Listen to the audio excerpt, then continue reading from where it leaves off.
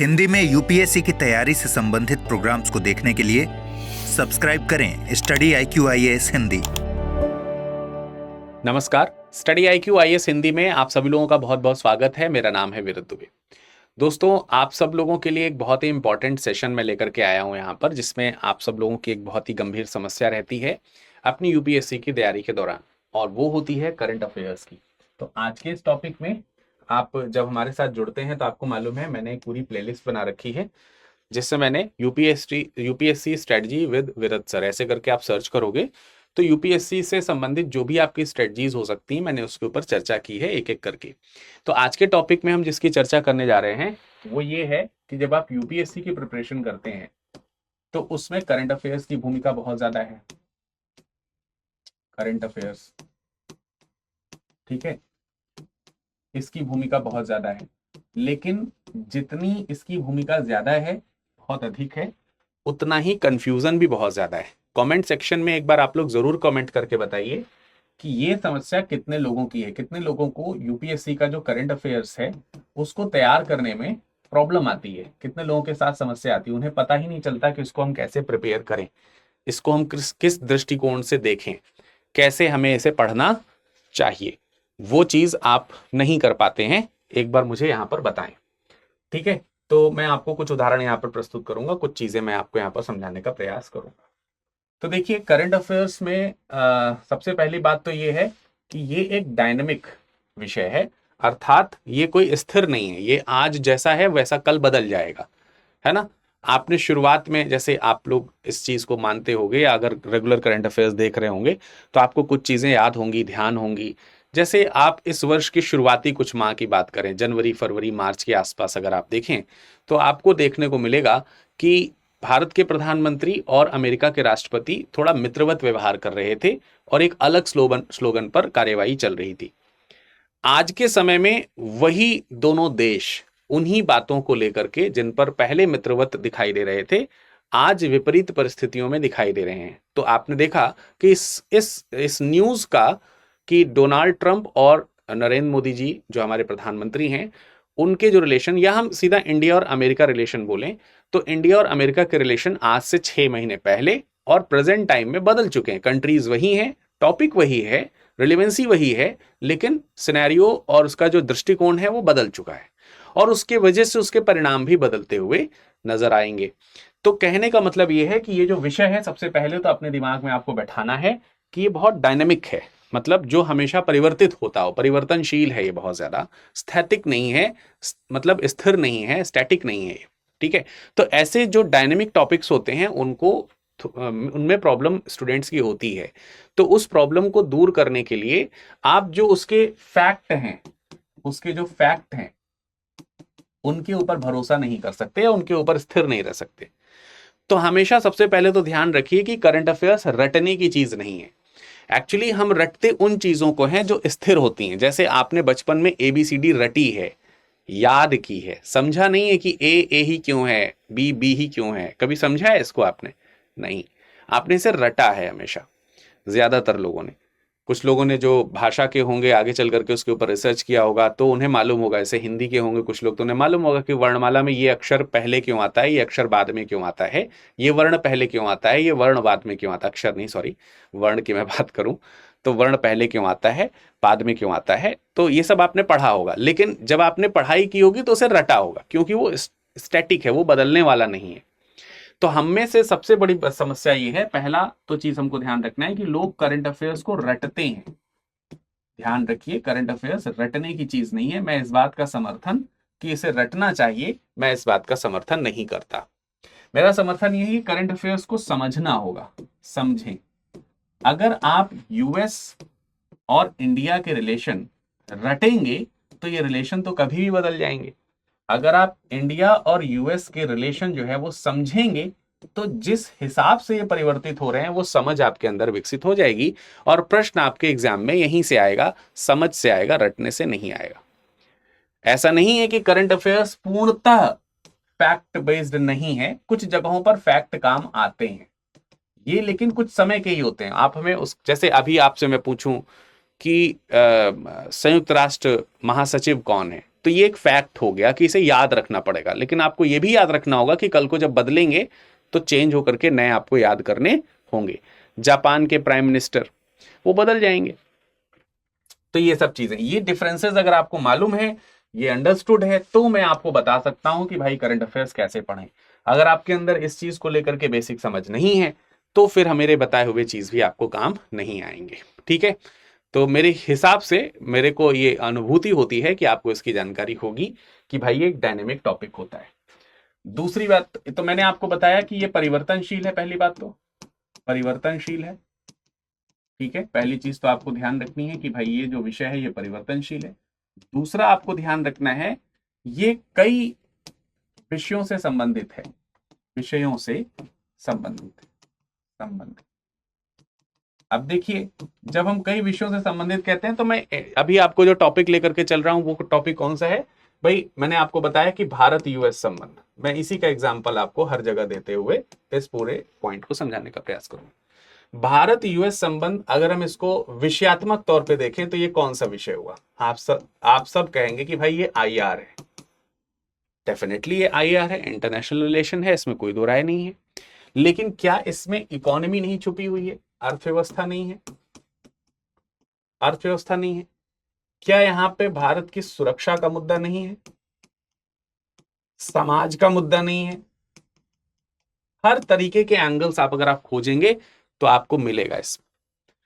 तो ये हमारे ऊपर है कि हम उस करंट अफेयर्स के कितने डायमेंशंस, कितने आयाम, बहुआयामी, बहुत ज्यादा मतलब डाइवर्टेड है ये, बहुत बहुआयामी है, बहुत सारे डायमेंशंस इसमें हैं। उन सभी डायमेंशंस को हमें देखना होता है। अब ये करंट अफेयर्स की शुरुआत आज से आपने करी है तो शुरू से ही ये चीज नहीं आपके अंदर डेवलप हो जाएगी, ये धीरे धीरे करके डेवलप होगी, 1 by 1। इसके लिए साल 6 महीने का समय लग सकता है। आप आज पढ़ना शुरू करेंगे, 6 महीने बाद जब आप पढ़ रहे होंगे तो आपको खुद ही लगेगा कि यार 6 महीने पहले मुझे कुछ नहीं आता था।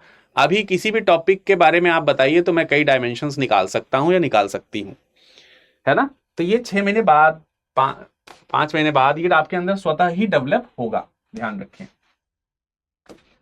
ठीक है, अब आइए एक एक चीज पर चर्चा करते हैं कि हमें कैसे पढ़ना है। सबसे पहले तो बेसिक जो फिलॉसफी है, जो मूल सिद्धांत है उसको समझिए। मूल सिद्धांत इसका क्या हो सकता है, अर्थात जब हम करंट अफेयर्स पढ़ रहे हो तो किन चीजों का हमें ध्यान रखना है, क्योंकि ये बहुत डायनामिक है नेचर इसका। इस और तो यहां पर एक और भी चीज है कि करंट अफेयर्स के सोर्स भी बहुत सारे हैं, बहुत सारे। तो हम लोग ना कई बार इन सोर्सेज में फंस जाते हैं। तो हमें सबसे पहले ध्यान रखना है कि जो करंट अफेयर्स है उसकी गुणवत्ता पर हमारा ध्यान हो। गुणवत्ता पर ध्यान देने का मतलब यह हुआ कि जो क्वालिटी है वो बिल्कुल, मतलब इसको आप ऐसे कह सकते हैं कि सोर्स जहां से भी आप पढ़ रहे हैं या जो भी टॉपिक आप पढ़ रहे हैं वो बहुत रिलायबल होना चाहिए। रिलायबल इन द सेंस कि ऐसा नहीं कि खबर कुछ और थी और उसे किसी अन्य चीज के साथ मिक्स करके आपके सामने परोसा गया और आपने उसी चीज पे भरोसा कर लिया।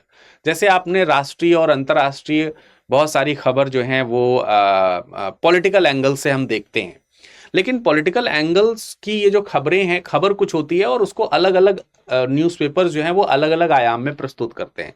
तो कई बार हम उनको पढ़ करके उनके ऊपर भरोसा कर लेते हैं और हमें लगता है कि यार ये सही है। तो हमें ओरिजिनल सोर्स की तरफ मूव करना चाहिए। हमेशा ध्यान रखना है कि आप ऐसा काम करें जिसपे आपकी ऑथेंटिसिटी जो है, आपका जो न्यूज़, आप जो न्यूज़ पढ़ रहे हैं, आप जो खबर पढ़ रहे हैं, करंट अफेयर्स जो आप पढ़ रहे हैं, उसकी ऑथेंटिसिटी अच्छी होनी चाहिए। गुणवत्ता का सेंस यहाँ पर ये है। ये नहीं कि आप किसी एक बायसनेस से किसी करंट को पढ़ा जाए, करंट अफेयर्स को पढ़ा जाए, तो ये गलत होगा। ठीक है, तो आप रोज 4-5 अखबार ना पढ़ो। कई सारे लोग सोचते हैं कि भाई ये भी न्यूज़पेपर ले लें, वो भी न्यूज़पेपर ले लें, ये भी न्यूज़पेपर ले लें, ये भी न्यूज़पेपर ले लें। तो ऐसे मल्टी सोर्सेज को आप त्याग दें। सबसे पहले तो कोई एक या अधिक से अधिक दो, कोई एक या अधिक से अधिक दो, ये न्यूज़पेपर्स आपके पास होने चाहिए। बस एक या दो, इससे ज्यादा कुछ नहीं। ठीक है, जो आपको लगता है कि भरोसेमंद है, जिसको आप गहराई से पढ़ सकते हैं। अब आप हिंदी मीडियम के स्टूडेंट होते हैं तो एक समस्या आपके पास आती है कि सर हिंदी के न्यूज़पेपर जो हैं वो कौन से ऑथेंटिक होंगे। आप इंग्लिश में तो देख लेते हो कि आपको द हिंदू, ठीक है, द हिंदू और इंडियन एक्सप्रेस जो है वो मिल जाता है। लेकिन समस्या ये है कि ये दोनों ही न्यूज़पेपर जो हैं आपके किस में है, इंग्लिश में है। ठीक है, ये दोनों ही न्यूज़पेपर इंग्लिश में है। तो इसका बेटा सोल्यूशन एकमात्र, अब ये तो नहीं कह सकते कि हम इनके एडिटर से मिलें और कहें कि भाई आपके न्यूज़पेपर को पढ़ने के हिंदी के भी बहुत सारे लोग हैं, आप अपने खबर जो है वो हिंदी में भी छापा करें। अब ये तो मैं नहीं कह सकता हूं, और मान लो कह भी दूं तो ये तुरंत कल से लागू हो जाएगा, तो ये तो संभव नहीं है। तो इसमें क्या तरीका अपनाया सकता है, मैं आपको भरोसे के साथ कह सकता हूं कि आप स्टडी आईक्यू को ज्वाइन करें। स्टडी आईक्यू IAS हिंदी, इसका जो यूट्यूब चैनल है इसको आप सब्सक्राइब कर लें, और यहां पर जितनी भी करंट अफेयर्स की खबरें आपको पढ़ाई जाती हैं उनमें ज्यादातर यही सोर्सेज का इस्तेमाल होता है। इनफैक्ट सुबह 9 बजे एक कार्यक्रम आता है जो कुणाल कोटिया सर लेते हैं द हिंदू हिंदी में, तो वो द हिंदू खबर को पूरा एनालाइज करके आपको एनालिसिस पूरा उसका समझाते हैं, पूरा द हिंदू का एनालिसिस आपको प्रोवाइड कराते हैं, वो भी हिंदी में खबर। अब ये कितना बेहतरीन है कि आपको क्या पढ़ना है उस पेपर में, इंग्लिश में कैसे छपा है और उसको हिंदी में कैसे आप समझ सकते हैं, वो सब यहाँ पे प्रस्तुत किया जा रहा है। अगर आप पेड कोर्स में हैं, तो पेड कोर्स में मैं आपको करंट अफेयर्स पढ़ाता हूं। करंट अफेयर्स प्रोग्राम करके एक सेशन चलता है, उसमें मैं ज्यादातर खबरें द हिंदू की लेता हूं और मैं पढ़ाता हिंदी में हूं और बहुआयामी दृष्टिकोण से पढ़ाता हूं। तो आपको ये समस्या नहीं होगी, चाहे आप बैच से जुड़ें चाहे आप यूट्यूब से जुड़ें, जुड़ना तो पड़ेगा किसी एक चीज से, अदरवाइज आप सेल्फ स्टडी कर रहे हैं तो ये सेल्फ स्टडी करें। तो आई होप कि आपको ये पॉइंट समझ में आ गया होगा, मल्टी न्यूज़पेपर्स का कलेक्शंस नहीं होना चाहिए। ठीक है, दूसरा जो पॉइंट है, एक पॉइंट आपको ये ध्यान रखना है, दूसरा जो पॉइंट आपको बेटे ध्यान रखना है वो क्या होना चाहिए, जो आपकी पढ़ाई है वो पढ़ाई पूरी तरीके से सिलेबस ओरिएंटेड होनी चाहिए, यानी सिलेबस से कनेक्टेड हो। आपकी जो पढ़ाई है वो कैसी हो, सिलेबस से कनेक्टेड हो।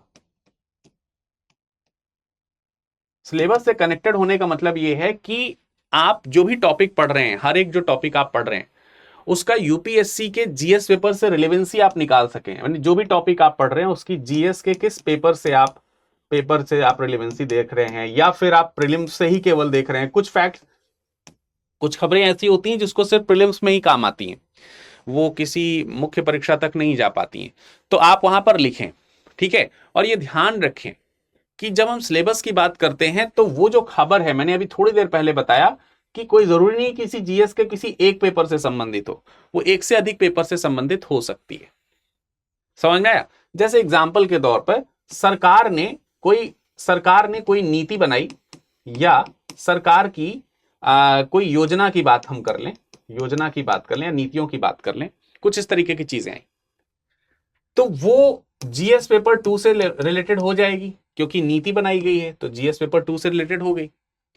लेकिन हो सकता है वो नीति जो बनाई गई है वो अर्थव्यवस्था से संबंधित हो, जैसे जीएसटी की बात करते हैं, है ना, जीएसटी की बात करें तो जीएसटी जो है वो सरकार की नीति के अंतर्गत, अभी उसमें आपने देखा कि जीएसटी में परिवर्तन करने की बात आई, तो आप जीएसटी काउंसिल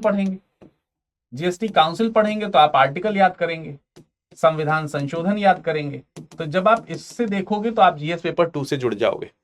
लेकिन जब हम जीएसटी से होने वाले जो आर्थिक लाभ हैं, आर्थिक जो समायोजन है, उनको जब पढ़ेंगे तो उसको आप जीएस पेपर 3 से कनेक्ट कर दोगे।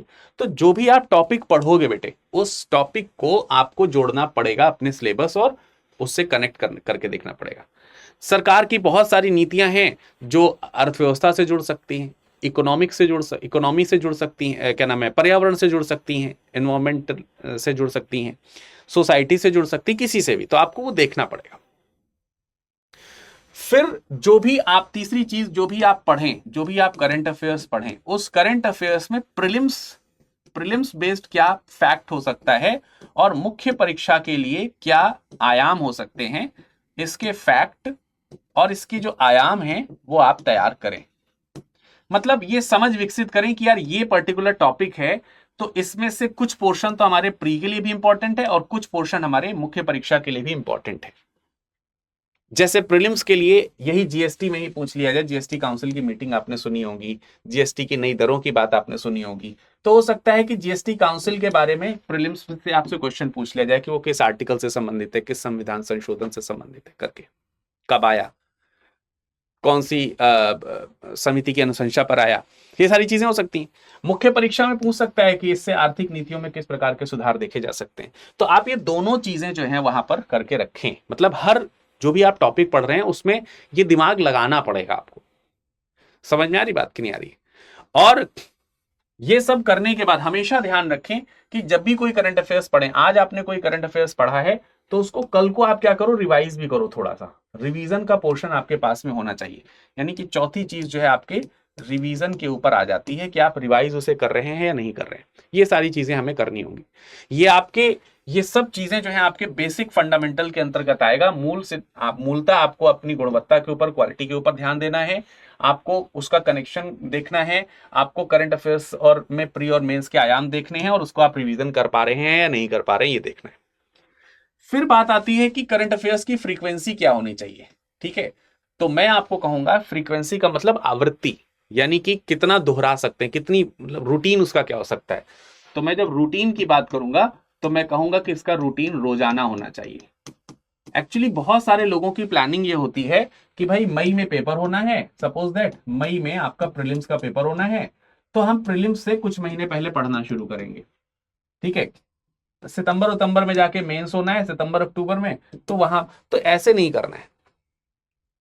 समझ में आ रही बात? अगस्त सितंबर के बाद आपके आसपास आपका मेंस होना है तो आप उसके 2-3 महीने पहले इसका करंट, तो साल भर का करंट अफेयर्स रिवीजन हो ये एक अलग बात है, लेकिन साल भर का करंट अफेयर्स हम पढ़ना शुरू करें उसके परीक्षा से कुछ दिन पहले, तो ये गलत बात है। तो ध्यान रखें, मैं आपसे कहूंगा कि इसकी फ्रीक्वेंसी जो है वो रोजाना होनी चाहिए। और रोजाना अगर आप वर्किंग प्रोफेशनल वगैरह नहीं हैं तो आप 2 से 3 घंटा, ठीक है, 2 to 3 आवर्स का समय जो है इसमें दें। प्रॉपर न्यूज़पेपर पढ़ें, न्यूज़पेपर पढ़ करके वो खबरें जो हैं उन खबरों का एनालिसिस करें। ठीक है, एनालिसिस करें और उस पर प्रीलिम्स और मेंस बेस्ड जो है वो अपने डेटा का एक पूरा वो बनाएं। मैं लास्ट में आपको समराइज कर दूंगा कि आपको कैसे करना है, तो ये करना पड़ेगा। और जो लोग वर्किंग प्रोफेशनल्स हैं वो अगर दिन में 1 घंटे भी निकाल लेते हैं, आधे घंटे, 1 घंटे, पौन घंटे निकाल लें तो चलेगा, बशर्ते कि उसमें जो है आप जो है जो कीवर्ड्स हैं वो अच्छे से पकड़ में आपके आने चाहिए, आप उसको करें। ठीक है, ये चीज आपको ध्यान रखनी है, ये करना होगा। अब आपको ऐसा नहीं है कि केवल न्यूज़पेपर से ही काम चल जाएगा, कुछ दूसरे सोर्स हैं। अगर हम न्यूज़पेपर के अलावा, न्यूज़पेपर तो चाहिए ही चाहिए हमें, और मैं आपको सजेस्ट तो कर ही रहा हूं कि द हिंदू आप ले लो और आप जो है उसमें पढ़ाई करो, क्या नाम है, आराम से ये स्टडी आई के साथ जुड़ करके तो काम चल जाएगा। तो आप कैसे करो इस सब चीजों को करंट अफेयर्स में, जो इतना, जैसे मान ले मैंने कहा कि 2 से 3 घंटे का समय देना, तो कैसे दे 2 से 3 घंटे का समय? इसमें आप ऐसे मान लो कि जैसे आधे घंटे से लेकर के आधा घंटा या 45 मिनट का समय जो है आप न्यूज़पेपर में दो। ठीक है, न्यूज़पेपर जैसे द हिंदू न्यूज़पेपर है तो द हिंदू न्यूज़पेपर को आधे घंटे 45 मिनट आप पढ़िए सारी चीजें, या इंडियन एक्सप्रेस है तो उसको सिर्फ पढ़ें, सिर्फ पढ़ना है आपको और कुछ नहीं। और उसमें भी आपको किन चीजों पर ध्यान देना है? आपको उनमें भी राष्ट्रीय जो मुद्दे हैं, अंतरराष्ट्रीय मुद्दे जो हैं, अंतरराष्ट्रीय जो मुद्दे हैं उनके ऊपर आपको ध्यान रखना है। अर्थव्यवस्था से संबंधित जो बड़ी खबरें हैं, अर्थव्यवस्था से संबंधित जो बड़ी खबरें हैं, और खेल से संबंधित जो खबरें हैं। आजकल खेल की भी इंपॉर्टेंस बहुत ज्यादा बढ़ गई है यूपीएससी में, फिर से फेवरेट होने लगा यूपीएससी का, इसलिए तो इस सेक्शन को आपको देखना है, ये चीजें देखनी है। इसके अलावा आपको क्या देखना है? तो खबरों के पॉइंट ऑफ व्यू। इसके अलावा जो आपको डेली बेसिस पे करना है वो है संपादकीय। संपादकीय, अगर कोई संपादकीय किसी पॉलिटिकल एंगल को लेकर के चल रहा है, पॉलिटिकल इन्फ्लुएंस उसमें अगर आपको दिख रहा है तो आप उसे स्किप कर सकते हैं, अदरवाइज आप उसे लेकर के चलें। ठीक है, ये चीज समझ में आ गई। इसके अलावा डेली बेसिस पर आपको कम से कम 30 मिनट का समय इन्वेस्ट करना चाहिए, तकरीबन 30 मिनट का समय आप इन्वेस्ट करें पीआईबी पर, प्रेस इंफॉर्मेशन ब्यूरो। ऑथेंटिसिटी यहां से आपको मिलेगी, या फिर गवर्नमेंट की कोई रिलीज है तो आपको यहां से देखने को मिल जाएगा। समझ में आ रही बात? पीआईबी है या गवर्नमेंट की कोई भी रिलीज कहीं से भी आई है तो जनरली वो पीआईबी पे आपको दिख जाती है। या आप एक और साइट का इस्तेमाल कर सकते हैं, पीआरएस इंडिया का। पीआरएस इंडिया जो है उसका भी इस्तेमाल कर सकते हैं। तमाम प्रकार के जो संवैधानिक मूव्स जो आपको देखने को मिलते हैं वो आपको इसमें दिख जाएंगे। ठीक है, इतनी चीज आ गई। इसके अलावा फिर अगला जो समय है आपका वो थोड़ा सा नोट्स मेकिंग पर होना चाहिए। नोट्स मेकिंग का मतलब ये नहीं कि आप खबर छाप रहे हैं, नोट्स मेकिंग का मतलब है उसका एक विशेष टेम्पलेट मैं आपको अभी बता देता हूं, कैसे बनेगा उसका एक टेम्पलेट मैं आपको बना करके दिखा दूंगा। उसके अकॉर्डिंग आपके इसके नोट्स बनने पे करीब 30 मिनट का समय जाना चाहिए। और फिर आपका 30 मिनट का समय करीब करीब जाए, 30 मिनट का समय जो है करीब करीब 30 मिनट आपका समय नोट्स मेकिंग में, 30 मिनट का समय आपका आंसर राइटिंग, इससे संबंधित जो आपने चीजें पढ़ी उसकी आंसर राइटिंग आप कर सकते हो, रिवीजन वगैरह कर सकते हो, वो सब में आपका समय जाना चाहिए। तो ये आपका डेली का रूटीन करंट अफेयर्स को लेकर के हो, ये इतना समय देना पड़ेगा। और जैसे जैसे आप समय देते जाएंगे ना, ये जो 2 से 3 घंटे का समय ये रिड्यूस होता जाएगा। शुरुआत में आपको 2 से 3 घंटे लगेंगे, बाद में रिड्यूस होता जाएगा, ये 1 से 2 घंटे में होना शुरू हो जाएगा, फिर 1 घंटे में आप इस चीज को फ्रीक्वेंटली करने लगोगे ना, आपकी आदत हो जाएगी। तो ऐसा फिर भी मैं आपसे कहूंगा कि भैया रिवीजन का समय इसके बावजूद भी आपको निकालना चाहिए। आप साप्ताहिक रिवीजन करें, साप्ताहिक रिवीजन जो है वो जरूर करें। तो आप इसका साप्ताहिक रिवीजन भी कर सकते हो। समझ में आ रही बात, हाँ या नहीं? 1 से 2 बार साप्ताहिक रिवीजन आप जरूर करें। सोर्स में आपको प्राथमिकता जरूर देनी है ध्यान से। मैंने आपको सोर्स में जैसे बताया, जैसे यहां पर चीजें आपको सोर्स में बता रहा था, तो मैंने द हिंदू के बारे में बताया। तो द हिंदू में आपको न्यूज पढ़नी है, कौन कौन सी पढ़नी मैंने आपको बताया, नेशनल, इंटरनेशनल, ठीक है, स्पोर्ट्स, और जो संपादकीय आता है, संपादकीय, ठीक है, तो वो आपको वहां पर पढ़ने हैं वो सारे के सारे। तो इसमें क्वालिटी आपको मिल जाएगी बहुत अच्छी तरीके से। चाहे इंडियन एक्सप्रेस की बात कर रहा हूं उसमें भी आपको मिलेगा। पीआईबी में आपको तमाम प्रकार के जो आधिकारिक बयान हैं, पीआईबी जो है उसमें आपको तमाम प्रकार के जो आधिकारिक बयान हैं, आधिकारिक जो बयान है वो आपको देखने को मिल जाएंगे। और बहुत मतलब जिसका आप रेफरेंस दे सकते हैं। इनफैक्ट तमाम प्रकार की जो सरकारी नीतियां हैं, वो नीतियों के बारे में, योजनाओं के बारे में, ठीक है, वो आपको सब पीआईबी से अच्छे से मिल जाएगा।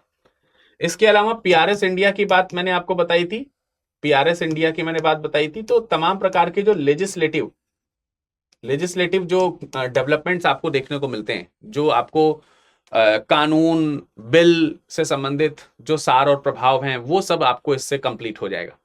इसके अलावा आप इकोनॉमिक सर्वे ये सालाना आता है, तो आप इसका जो सालाना एनालिसिस है वो एक बार जरूर देखें।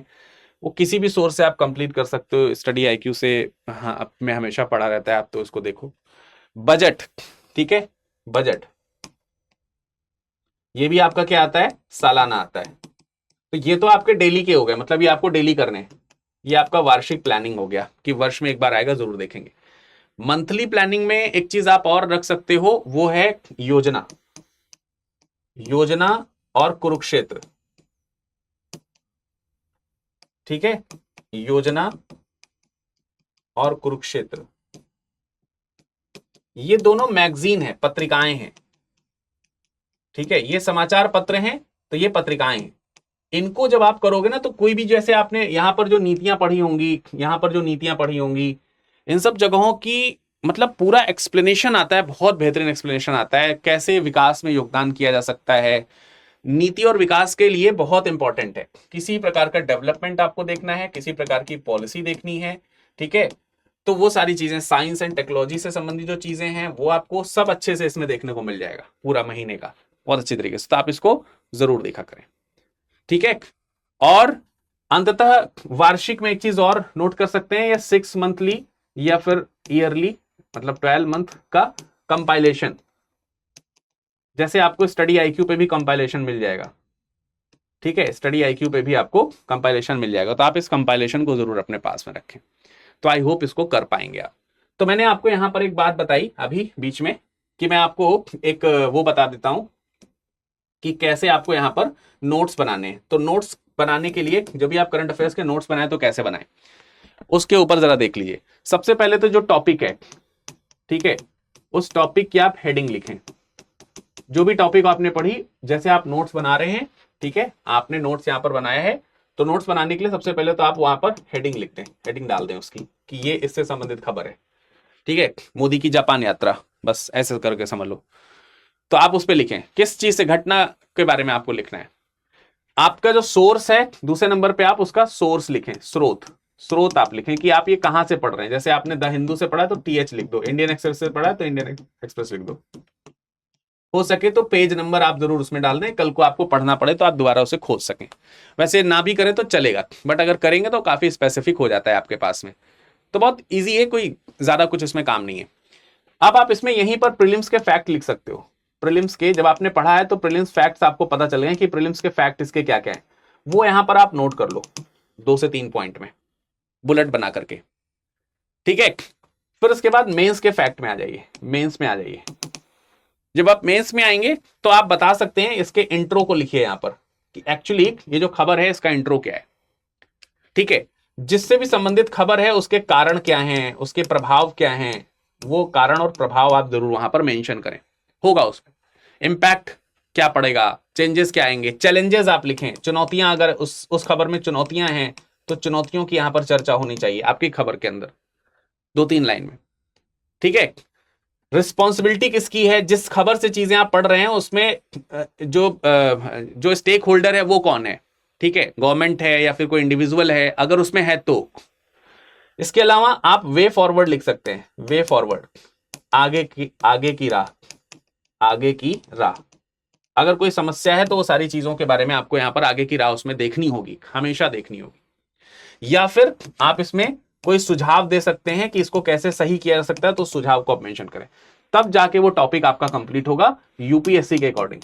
तो नोट्स आपको ऐसे बनाने हैं, नोट्स आपको इस तरीके से बनाने हैं। जैसे आपने अभी देखा कि एससीओ की मीटिंग हुई, तो एससीओ की मीटिंग में आपने हेडिंग डाल दिया एससीओ 2025, ठीक है। सोर्स आपने लिख लिया, प्रीलिम्स के फैक्ट लिख लिए कि एससीओ के मेंबर्स कितने हैं, एससीओ की मीटिंग कब होती है, एससीओ की मीटिंग इस बार कहां हुई, उसका अध्यक्ष कौन था, अगली बार मीटिंग कहां होनी है, ये सारे फैक्ट्स आपने लिख लिए।